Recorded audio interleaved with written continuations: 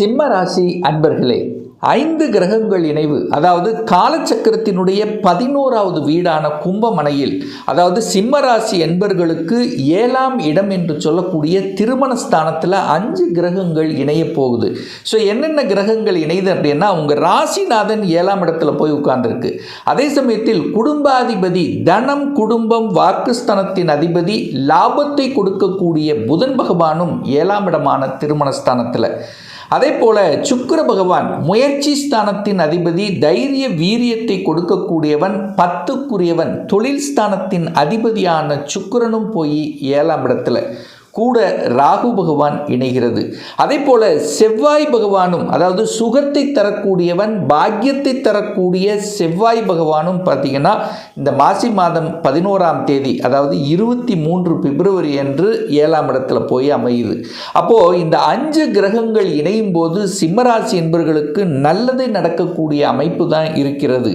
ஏன்னா உங்கள் ராசிநாதனோட குடும்பாதிபதி இணைகிறது, முயற்சி ஸ்தானத்தின் அதிபதி இணைகிறது, சுகத்தை தரக்கூடியவன் இணைகிறது, பாக்யாதிபதி இணைகிறது, தொழில் ஸ்தானத்தின் அதிபதி இணைகிறது, லாபாதிபதி இணைந்து உங்களை பார்க்குது, உங்கள் ராசியை பார்க்குது. அப்போ இதெல்லாம் உங்களுக்கு கிடைக்க வேண்டும் என்கின்ற அமைப்பு இருக்கின்ற காரணத்தால் நல்ல பாக்கியத்தையும் லாபத்தையும் கொடுக்கக்கூடிய அமைப்பு இந்த காலகட்டத்தில் சிம்மராசி என்பவர்களுக்கு நிச்சயமாக ஏற்படுத்தும். அதை சரியான முறையில் உபயோகித்துக் கொள்வது சாலச் சிறந்தது என்பதை ஞாபகத்தில் வைத்துக் கொள்ளுங்கள். அதே சமயம் இந்த சிம்மராசி என்பவர்களுக்கு இப்போ அஷ்டம சனியும் நடந்துட்டு இருக்கு. அப்போ அஷ்டம சனி நடக்கும்போது கண்டிப்பாக மனம் தான் குழப்பம், மனதில் தேவையற்ற கன்ஃபியூஷன் உங்கள் மனசில் வந்துட்டு இருக்கும். அப்போ என்னன்னா, எந்த ஒரு புதிய விஷயத்தை செய்தாலும் ஒரு தடவைக்கு 2 தடவை யோசிக்கணும் என்பதை மட்டும் ஞாபகத்தில் வைத்துக் கொள்ளுங்கள். பணம் சார்ந்த விஷயத்தில் கவனம், எச்சரிக்கை, நிதானம் கண்டிப்பாக தேவை. ஏன் சொல்கிறேன் அப்படின்னா, சனி பகவான் 8ஆம் இடத்திலிருந்து 2ஆம் இடம் என்று சொல்லக்கூடிய குடும்பஸ்தானத்தை பார்த்துட்டே இருக்கார். அப்போ 8ஆம் இடம் என்பது ஒரு வகையில் வலியை, வேதனையை, துக்கத்தை, அசிங்கத்தை, அவமானத்தை தரக்கூடிய இடத்தில் இருந்து கொண்டு குடும்பஸ்தானத்தை பார்க்குது. அப்போ குடும்பத்தில் இந்த சிம்மராசி என்பவர்கள் கொஞ்சம் அட்ஜஸ்ட் பண்ணணும், விட்டு கொடுக்கணும் அப்படிங்கிறத மட்டும் ஞாபகத்தில் வச்சுட்டா போதும். பொருளாதார ரீதியில் எந்த குறையும் ஏற்படுத்த போவதில்லை. தனம், பொருளாதாரம் உயர்வு கண்டிப்பாக உண்டு. ஏன் இதை ஸ்ட்ராங்காக சொல்கிறேன் அப்படின்னா, ஆதாரபூர்வமாக சொல்கிறேன் என்றால், 9ஆம் அதிபதியும் 10ஆம் அதிபதியும் 11ஆம் அதிபதியும் இணைகிறது. 9, 10 இணைஞ்சாலே அங்கே ஒரு நல்ல ஒரு பாக்கியம் உங்களுக்கு கிடைக்க போகிறது. தொழில் ரீதியில் லாபாதிபதி இணைகிறது. அந்த லாபஸ்தானத்தில் குரு பகவான் அமர்ந்து கொண்டு இந்த 5 கிரகங்களை பார்க்குது. அந்த குரு தான் உங்களுக்கு பூர்வ புண்ணிய ஸ்தானத்தின் அதிபதி, பஞ்சமஸ்தானத்தின் அதிபதி குரு. குரு தான் உங்களுக்கு, குரு எங்கே பார்க்கிறாரோ அந்த இடத்தை வளர்ப்பார். அதாவது வளர்ப்பார் என்ன, பெருசுப்படுத்துவார்னு அர்த்தம். அப்போ என்னென்னலாம் பெருசுப்படுத்த போகிறது? சமுதாயத்தில் உங்களுக்கு ஒரு நல்லவைகள் நடக்கக்கூடிய, பெரிய மனிதர்களின் தொடர்புகளை கொடுக்கக்கூடிய அமைப்பு இந்த சிம்மத்துக்கு ஏற்படுத்தும். ஏன்னா சூரியன் அங்கே இருக்கார், உங்கள் ராசிதிபதி எங்கே இருக்குது, குரு சூரியன் கனெக்டிவிட்டி ஆகிறது. அப்போ குரு சூரியன் சேர்ந்தாலே அங்கே மிகப்பெரிய யோகம், பெரிய மனிதர்களின் அதிர்ஷ்டங்கள், அதிகாரம், அட்மினிஸ்ட்ரேஷன், தலைமை பண்பு, நிர்வாக திறமை என்பது கூடுதலாக இருக்கும். அப்போ மதிப்புக்கும் மரியாதைக்கும் பங்கம் வராது. அப்போ பெரிய மனிதர்களின் தொடர்புகள், அரசாங்கத்தின் மூலமாக அனுகூலங்கள், ஆதாயங்கள், அரசியல் இருப்பவர்களுக்கு கொஞ்சம் அலைச்சல் திருச்சல் இருந்தாலும் அதன் மூலமாக நன்மை தரக்கூடிய அமைப்பு தான் இந்த காலகட்டத்தில் இருக்கிறது சிம்மராசி அன்பர்களுக்கு. அப்போ புதனும் குருவும் கனெக்ட் ஆகிட்டார். அதாவது தனாதிபதி, தனஸ்தானத்தின் அதிபதியான புதனோட தனக்காரக கிரகமான குருவினுடைய பார்வை கனெக்டிவிட்டி வருது. அதுவும் குரு இப்போ இந்த காலகட்டத்தில், அதுவும் குறிப்பாக சொல்ல போனால், அதாவது குரு வக்ர நிவர்த்தி அடைகிறது. இந்த மார்ச் மாதம் 11ஆம் தேதி வக்ர நிவர்த்தி அடைகிறது. அப்போ வக்ர நிவர்த்தி அடையும் போது நிச்சயமாக பொருளாதார மேன்மை தரக்கூடிய அமைப்பு தான், அது லாபஸ்தானத்திலிருந்து. அப்போ இதுவரைக்கும் இருந்த லாபங்களை விட இனி வரக்கூடிய காலகட்டங்கள் லாபங்கள் பெருகும் அப்படிங்கிறது தான் அமைப்பு. அப்போ பொருளாதாரத்துக்கு உயர்வதற்குண்டான திட்டங்களை வகுப்பதற்கு ஒரு காலகட்டமாக நிச்சயமாக அமையும். ஏன்னா 9, 10, 11 எல்லாம் லாபம், மனமகிழ்ச்சி, சந்தோஷம். 2, 9, 11 உங்கள் ராசிதிபதி எல்லாம் இணைஞ்சு உங்களை பார்த்துட்டே இருக்கு.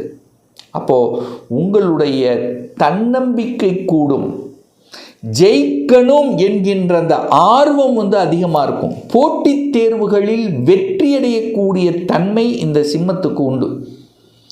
ஒன்றே ஒன்று, மனசு மட்டும்தான். மனசை மட்டும் கீழே இறங்காமல் பார்த்து கொள்ள வேண்டும். இந்த மனசு தான் எப்போவுமே இந்த சிம்மத்துக்கு பார்த்திங்கன்னா மனசு மட்டும்தான். ஆனால் வெளியில் சிங்கம் போல இருப்பீங்க, ஆனால் உள்ளுக்குள்ள மனசுக்குள்ள ஒரு ஃபியர், ஒரு பயம் கலந்த உணர்வு இந்த சிம்மத்துக்கு இருந்து கொண்டே இருக்கும். இது நடக்குமா நடக்காதா, இது ஆகுமா ஆகாதா, இது அதாவது இந்த மாதிரியான ஒரு நெகட்டிவிட்டியை மட்டும் நீங்கள் அப்படியே விட்டுட்டீங்கன்னு வச்சிங்களேன், நீங்கள் தான் ராஜா அப்படின்னு நான் சொல்லுவேன்.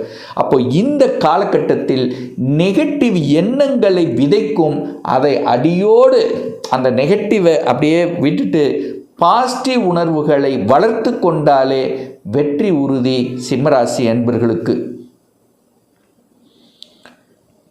செவ்வாயும் சுக்கிரனும் இணைஞ்சிடுறார். அப்போ செவ்வாயும் சுக்கிரனும் இணையும் போது இடம் நிலம் சார்ந்த விஷயத்தில் அனுகூலம் ஆதாயத்தை தரும். ஒரு இடம் வாங்கணும், நிலம் வாங்கணும், இடம் விற்கணும், காலியிடம் வாங்கணும், இந்த மாதிரி இடம் சார்ந்த விஷயங்கள், நிலம் சார்ந்த விஷயத்தில் நல்லவைகள் நடக்கக்கூடிய ஒரு காலகட்டம். என்ன அஷ்டம சனியாக இருக்கிறதுனால வில்லங்கம் ஏதாவது இருக்கா, டாக்குமெண்ட்டில் ஏதாவது பிரச்சனை இருக்கா அப்படிங்கிறத 100% செக் பண்ணணும். செக்கிங் அப்படிங்கிறத மட்டும் மைண்டில் வச்சுட்டா போதும். மற்றவைகள் நீங்கள் இந்த காலகட்டத்தில் பயப்பட வேண்டிய அவசியம் இல்லை இந்த சிம்மராசி அன்பர்களுக்கு. அப்போ இடம் நிலம் வீடு வண்டி வாகனம் அசையும் அசையா சொத்துக்கள் முதலீடுகள் செய்வதில் ஆர்வம் காட்டுவது இதெல்லாமே சிறப்பை தரக்கூடிய அமைப்பு இந்த காலகட்டம் உண்டு. சார், எந்த விஷயத்தில் நம்ம கொஞ்சம் ஜாக்கிரதையாக இருக்கணும் அப்படின்னா, அந்த 7ஆம் இடத்தில் ராகு என்கின்ற சர்ப்ப கிரகம் உட்கார்ந்துருக்கு. அது சுக்கிரனோடு சேருது. அப்போ சுக்கிரனுங்கிறது கலத்திரம். அதாவது கலத்திரம் அப்படி என்ன, உறவுகள், திருமண உறவுன்னு வச்சுக்கோங்களேன். அந்த திருமண உறவுகளில் மட்டும் கொஞ்சம் அனுசரித்து போகணும், விட்டு கொடுத்து செல்லணும் அப்படிங்கிறத மைண்டில் வச்சுக்கோங்க. ஏன்னா ராகுங்கிறது 3ஆம் நபர்கள், அந்நியர்கள் குறுக்கீடு. அதாவது கணவன் மனைவிக்குள்ள பிரச்சனை வருதோ இல்லையோ, 3ஆம் நபர்கள் மூலமாக பிரச்சனை வருவதற்கான வாய்ப்புகள் இருக்கின்ற காரணத்தால் அங்கே கொஞ்சம் எச்சரிக்கை உணர்வோடு இருக்கணுங்கிறத ஞாபகத்தில் வச்சுக்கோங்க. அதே சமயத்தில் காதல் அல்லது ஆண்களாக இருந்தால் பெண்கள் சார்ந்த விஷயம், பெண்களாக இருந்தால் ஆண்கள் சார்ந்த விஷயத்தில் கொஞ்சம் கவனத்தோடு செயல்படணுங்கிறத மைண்டில் வச்சுக்கோங்க. அந்த சூரியனோட ராகு இருக்கிறதுனால தகப்பனுடைய உடல் நலம் சார்ந்த விஷயத்தில், ஏன் உங்களுடைய உடல் நலத்தில், சூரியனுங்கிறது நீங்கள் தான், உங்கள் ராசிதிபதி தான். அப்போ உங்களுடைய ஹெல்த் சார்ந்த விஷயத்திலும் அக்கறை எடுத்துக்கொள்ள வேண்டும். ஏன்னா சூரியனோடு அரசு சார்ந்த விஷயங்களில் ஸ்ட்ரைட்டாக, அதாவது அரசுக்கு எதிரான காரியங்களுக்குள்ளே போகக்கூடாது. அதாவது என்ன சொல்கிற, கரெக்டாக ஸ்ட்ரைட் ஃபார்வர்டாக நேர்மையாக நடந்து கொள்வது சிம்மத்துக்கு சிறப்பு என்பதை ஞாபகத்தை வச்சுக்கோங்க. அதே சமயத்தில் இன்னொரு எச்சரிக்கை என்னென்னா, புதனோட ராகு டாக்குமெண்ட், எழுத்து, புதன்னா எழுத்து, மாமன் வகையாரம். ஸோ இந்த மாதிரியான உறவுகள்லையும் கொஞ்சம் கரெக்டாக பேணி காப்பது நல்லது. மற்றபடி சிம்மராசி என்பவர்களுக்கு இந்த 5 கிரகங்களினுடைய இணைவால் அதிசயம்னு என்ன, திடீர் லக்கு, அதாவது திடீர் ப்ரமோஷன் கிடைக்கக்கூடிய அமைப்பு, அதாவது ஒரு வழியை கொடுத்து கொண்டிருந்த விஷயங்கள் அதிலிருந்து வெளிவரக்கூடிய வாய்ப்புகளும் சந்தர்ப்பங்களும் உண்டு. அப்போது குழந்தை பாக்கியம் கிடைக்கக்கூடிய வாய்ப்புகள் சந்தர்ப்பங்கள் அதிகமாக இருக்குது. இதெல்லாம் அதிர்ஷ்டம்னு சொல்லுவேன்.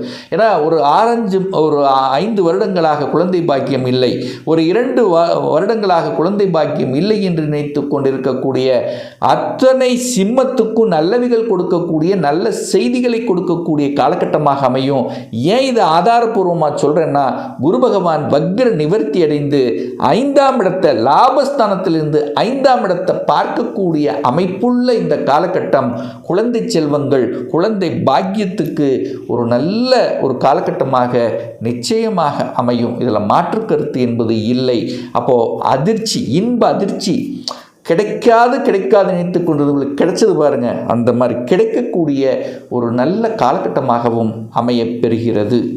இன்னும் ஒரு துல்லியமான பலன், உங்கள் ஜாதகத்தில் கிரகங்கள் எப்படி இருக்குது, என்ன ஆதிபத்தியத்தில் இருக்குது, எந்த கிரகங்களோடு இணைந்திருக்கு, எந்தனை டிகிரியில் இருக்குது, இப்போ நடப்பு தசாநாதன், புத்திநாதன், அந்தரநாதன், சூட்சமநாதன் எப்படி இருக்குது என்பதை பொறுத்து நீங்கள் கேட்கக்கூடிய எந்த கேள்வியாக இருந்தாலும் சரி, இந்த 2026இல் சொந்த தொழில் செய்வதற்குண்டான கொடுப்பினை நம்முடைய ஜாதகத்தில் இருக்கா, அப்படி இருக்கக்கூடிய பட்சத்தில் எப்போ நம்ம சொந்த தொழிலை ஆரம்பிக்கலாம், என்ன கோர்ஸ் எடுத்து படிப்பதற்குண்டான கொடுப்பினை இருக்குது, எந்த கோர்ஸ் எடுத்து படித்தா நம்முடைய ஃப்யூச்சர் நன்றாக இருக்கும், திருமணம் தடைப்பட்டு கொண்டே இருக்குது, எப்போ தான் திருமணம் நடக்கும், எப்போ ப்ரமோஷன் கிடைக்கும், எப்போ வீடு கட்டுவேன், எப்போ குழந்தை பாக்கியம் கிடைக்கும், இது போன்ற கேள்விகளுக்கு துல்லியமான பதிலை நம்மால் கூற முடியும்.